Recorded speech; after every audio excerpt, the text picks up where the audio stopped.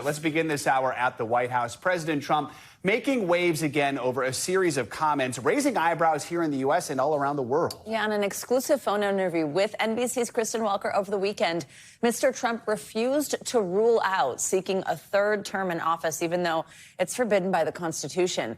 Now, the president had previously joked about that at rallies, but this time he says he's not joking. Mr. Trump also said that he's, quote, very angry and pissed off at Russian President Vladimir Putin over his approach to a ceasefire with Ukraine. The president said he would impose secondary tariffs on Russian oil if he thinks Moscow is impeding ceasefire prospects. With NBC News White House correspondent Vaughn Hilliard joining us on this. Now, Vaughn, good morning. Good to have you with us. So let's start first with the president's comments about seeking a third term. Tell us about what he said and what could even be possible here.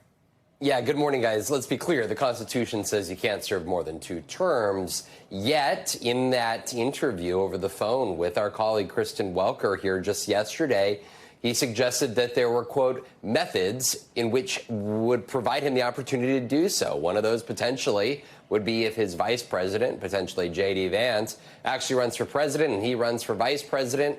The president, J.D. Vance, steps aside. He steps into that role. He suggesting that this could not very well be the end. I want to let you listen to him directly on Air Force One last night on his way back to Washington, D.C. in a follow-up response to what he told Kristen. Take a listen.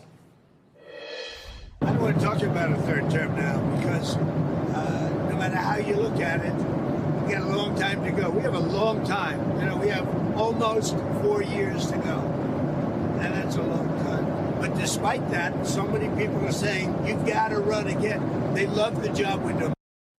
As you just heard there, the president not ruling out a potential campaign for a third run, but then also telling our Kristen Welker that he was, quote, not joking at the idea that he could very well seek a third straight term in office, guys. All right, Bob, let's talk about the issue of Russia and Ukraine. Looks like the president is taking a tougher stance on President Putin, someone he's been hesitant to criticize. What more did he say there? Why this shift in tone?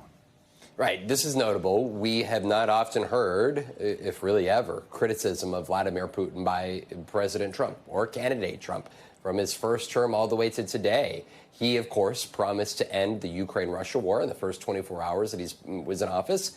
It's now been 2.5 months since he was inaugurated. But in that interview with our Kristen Welker, he said that he was, quote, very angry and pissed off with Vladimir Putin because of the delay in getting to not only a ceasefire, but also a peace agreement. And that came after Putin suggested that there should be a, quote, transitional government in Ukraine, pushing Zelensky out of office in order to continue negotiations. Again, listen to the president on Air Force One last night. Whatever he is, and I was disappointed in a certain way. Some of the things that were said over the last day or two having to do with Zelensky, because when he considers Zelensky not credible, he's supposed to be making a deal with him, whether you like him or you don't like him. So I wasn't happy with that. But I think he's going to be good.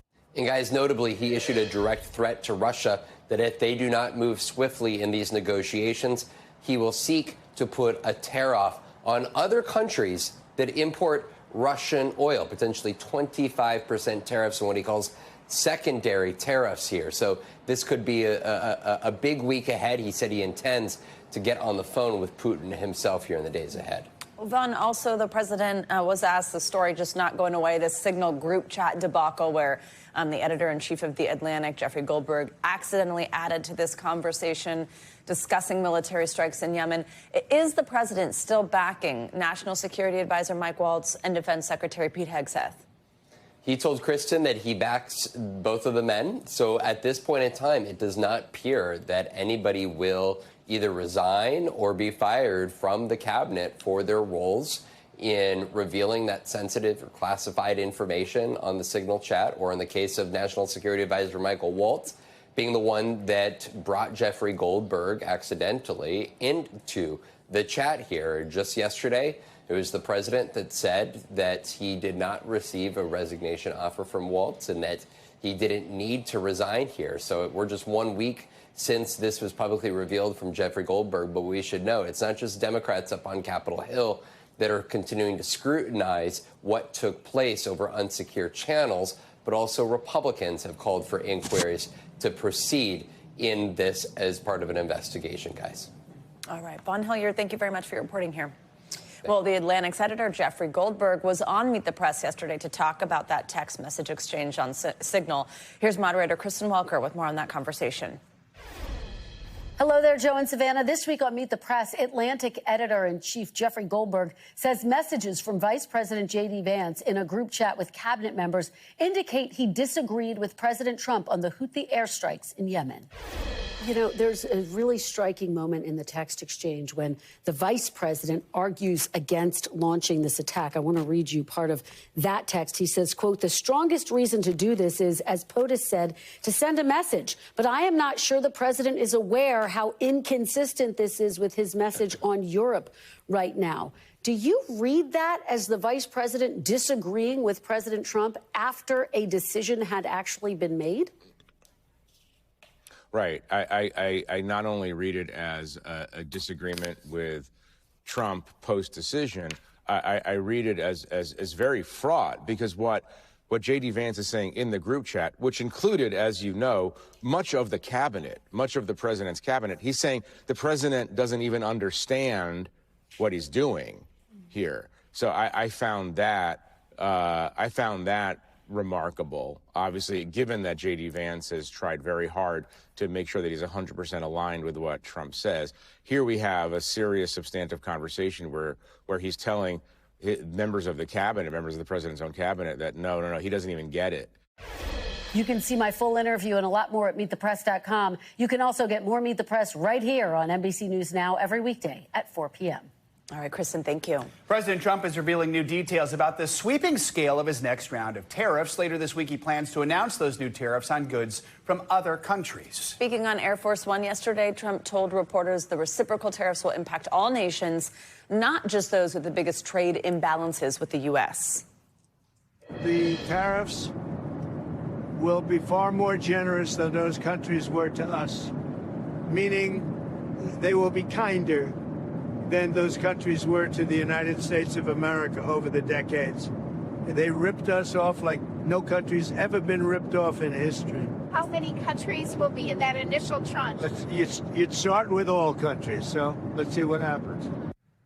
Now, Mr. Trump promised to unveil his tariff plan on Wednesday. He's calling that Liberation Day. It comes on top of levies he's already imposed on aluminum, steel, and cars. Our business and data correspondent Brian Chung joins us now with a look at NBC's brand new tariff tracker. Yeah, Brian, cool. Good to have you with us. So we won't know all the details until Wednesday, but can you walk us through the tariffs the president has imposed so far, as well as those we think he's thinking about? Yeah, good morning, Joe. Good morning, Savannah. It's hard to keep track. That's why we decided to come up with this, and we'll be updating it with all the other tariff news. But it's kind of worth remembering as we go into this Liberation Day what tariffs have already put into effect or not put into effect so far. It was on the 4th of February that there was 25% tariffs promised on Canada and Mexico and 10% on China. You recall at the 11th hour, it was only canceled, or rather it was canceled on Canada and Mexico, only that 10% on China. Kicked the can down the road just a month later to March 4th, where again it was supposed to be at 25% slapped onto Canada and Mexico. And then what happened? We got those auto exemptions for 1 month, and then ultimately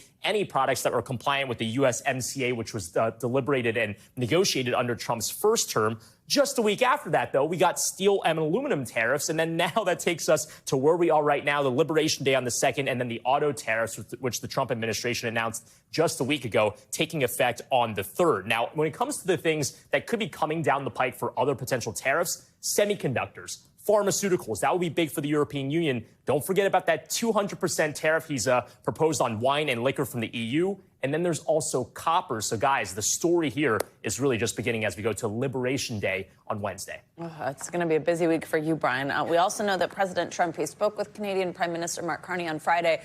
They said it was a productive call, but Canada is still threatening to fight back against any new tariffs from the U.S. At this point, what do we know about the retaliatory tariffs the U.S. is facing from these other countries, given the fact that he's saying, well, you know, include them all when asked which countries here? Yeah, it's an important distinction because everything that I just showed you and what we're talking about right here are the things that the United States has done to other countries in terms of the ways that other countries have responded here. Take a look at all of these particular items right here. Again, this is what's in effect from the United States, that 20% on China as well as the 25% on non-USMCA goods. on Canada and Mexico. But here are all the ways that the other countries have responded. Mexico, TBA, they haven't really announced anything. They've threatened a number of things. China has responded with a number of tariffs. In fact, 2 rounds, first on oil and also coal from the United States, and now also, as of March 10th, when we impose that second round on a number of agricultural products like fish, soybeans, and chicken as well. Canada has 2 rounds of retaliatory tariffs on the country as well, ranging from peanut butter and clothes to smartphones, umbrellas, and game consoles. And the European Union has announced and threatened these mid-April tariffs, which impact everything from American whiskey to poultry products, as well as American motorcycles and large products like that. So again, all of this ratcheting up, and you can imagine after these retaliatory tariffs, maybe this list gets even longer. So, Brian, obviously a lot of tension and anxiety right now. Real quick, how's the stock market been responding? Yeah, so if you zoom out to the beginning of the president's administration on January 17th, that's the first day that the markets were open prior to the 20th, because the 20th was a holiday. But we were at 6,000 on the S&P 500. This is largely seen as the most broad measure of the stock market. And you can see this precipitous decline. You can see it began at around the beginning of February. If it lines up with that calendar, you know it's probably related to the tariffs. And since January 17th, again, the S&P 500 is down 7%. And again, Wall Street traders have been telling us the story is not over. As long as that volatility is out there, the stock market might even continue to suffer more from here. We'll see what happens this week. Brian Chung, thank you so much. President Trump's billionaire advisor, Elon Musk, is facing criticism ahead of a huge election tomorrow in Wisconsin. He handed out million-dollar checks to 2 voters at a rally Sunday. Musk was campaigning for a conservative judge in a high-stakes state Supreme Court election. All this is anger at Musk over his government cost-cutting continues to mount at town halls all across the country. NBC News White House correspondent Michelle Sindor has more on that. Elon Musk holding a town hall in Green Bay, Wisconsin, under fire, accused of trying to buy an election. Up for grabs, a state Supreme Court seat that could determine the outcome of major issues from abortion rights to congressional redistricting. Musk and President Trump backing the conservative candidate Brad Schimmel in his race against Susan Crawford, the liberal candidate. We're trying to stop the Democrats from gerrymandering Wisconsin to remove 2 House seats. The billionaire super PAC has offered $100 to Wisconsin voters to sign a petition to oppose so-called activist judges. And Musk's handing out million-dollar checks to 2 people who signed the petition. Wisconsin voters now sounding off. He's trying to buy the election. He's trying to pay people to vote. It's illegal. I don't think that Musk is doing anything that the left hasn't done for many years. And the difference is average people are making a little bit of money. Anger at Musk spilling over into town halls, like this one for Republican Congresswoman Victoria Spartz in Indiana. So that's what Dosh is doing. Dosh is actually trying to figure out how the money is supposed to work hard. And our thanks to Michelle Sindor for that report. Well, this morning we're getting an inside look at a DEA operation that's snagging more than 1 million pills of fentanyl in 1 week along the southern border. It comes as federal officials say more than half of all fentanyl in the U.S. passes through Phoenix. Here's NBC News Justice and Intelligence correspondent Ken Delanian in Arizona with more. Federal drug enforcement agents seizing smuggled fentanyl in the epicenter of America's opioid crisis. U.S. officials fighting the drug war say 60% of all the fentanyl entering the United States comes through the Phoenix area. We see it in the mail, tunnels, catapults, drones, anything that you can imagine. Although the CDC says overdose deaths dropped 24% from their high, tens of thousands of Americans are still dying each year from opioids. The DEA has seized more than 125 million pills containing fentanyl just here in the Phoenix division since 2016, and some of that is here in this room. Officials here tell us that under the Trump administration, they've been empowered to go harder after the Mexican cartels that import and sell these deadly drugs. President Trump designated key Mexican cartels as terrorist organizations. Officials say the CIA and the military have dramatically stepped up intelligence gathering in Mexico. Mexico's going to be penalized. They're not going to come through Mexico anymore. And these efforts appear to be working. Last month, Mexico handed over 29 alleged cartel figures to the U.S., including a drug lord convicted of ordering the murder of a DEA agent in the 1980s. The gloves are off? The gloves are off. This is our drug vault. And Still, enforcement alone can't stop the flow of drugs entirely. We have a couple 100 pounds of methamphetamine, about 1.3 million fentanyl pills. 1 week in Phoenix. This is 1 week in Phoenix. The DEA is deploying new mobile labs used to analyze seized drugs quickly. We're seeing this stuff as it comes directly in, so we get to see what precursors they're using, what materials are they mixing it with. As the Trump administration debates whether to take military action against the cartels, law enforcement officials tell us their intelligence suggests the drug lords are on their heels. I think in a few months, we're going to start seeing really the rewards from our efforts. Hopeful signs in a struggle that has ravaged America.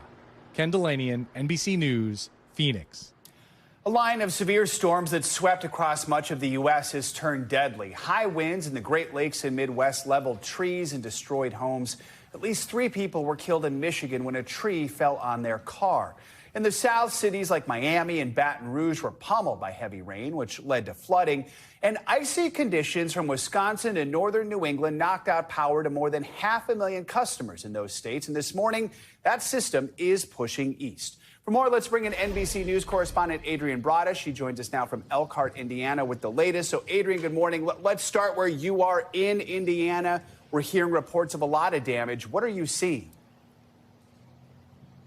Well, Joe, you can see some of the damage behind me, and we're going to talk about that in a moment. But across the state, at least 2 deaths have been blamed on the weather. And these images behind me only begin to tell the story. This building collapsed. Thankfully, no reported injuries here. Right now, this road is closed. If you look around, it's easy to notice there's debris scattered everywhere. Now that we're getting some sunlight, we can see at the other end of the street, there are trees blanketing the roadway. And early indications reveal it was likely straight line winds up to 60 miles per hour that ripped through this part of town. Joe? Those are some strong straight line winds there. Okay, you mentioned that the storms have turned deadly. What more can you tell us about that? So, as you mentioned, 3 deaths reported in Kalamazoo, Michigan. We also know 3 other people from that same family were sent to the hospital. They were involved in a crash, and those deaths occurred after a tree fell on top of their vehicle. Here in Elkhart, where we are, preliminary reports from the National Weather Service show an Amish buggy tipped over, killing a person inside. And also near the border, closer to the Illinois border, a man was killed after a semi-truck and trailer were blown over by that wind yesterday. And as I mentioned, in some parts of the area, those wind gusts were up to 60 miles per hour. Other areas up to 70 miles per hour. This is all part of that big storm that is essentially ripping across the country, Joe. Yeah, and let's talk about other parts of the country. We've got snow and ice storms in the Northeast, and you also have flooding in the South. What do you know? Well, this storm is going to march east. We have a little bit of a break now, but those temperatures are going to rise again, and we could see more again. We've seen destroyed buildings. You're looking at images of Louisiana right now where entire neighborhoods were submerged. It's going to be days of cleaning up. And keep in mind, some of these folks are already dealing with storms from last season. And when I say last season, just a few weeks ago, because now we're in the spring severe weather, Joe. All right, Adrian, thank you so much.